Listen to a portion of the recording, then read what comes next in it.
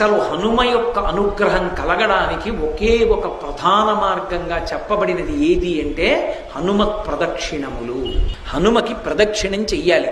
ప్రదక్షిణము అంటే ఒక్క మాట తిరగాలి. కానీ అది 3 మార్లు తిరగచ్చు, 5 మార్లు తిరగచ్చు, 7 మాటలు తిరగచ్చు, 9 మాటలు తిరగచ్చు, 16 మాటలు, 21 మాటలు, 108 మాటలు. పసుపు కొమ్ములు కాని, బియ్యపు గింజలు కాని, వక్కలు కాని, వీటితోటి ప్రదక్షిణం చేసేటప్పుడు నిండు గర్భిణి ఎలా నడుస్తుందో అలా నడవాలి. ప్రదక్షిణం చేస్తున్నంతసేపు కూడా ఒక శ్లోకమే చెప్పాలి. రామనామ భజన చేస్తూ కూడా ప్రదక్షిణం చెయ్యకూడదు.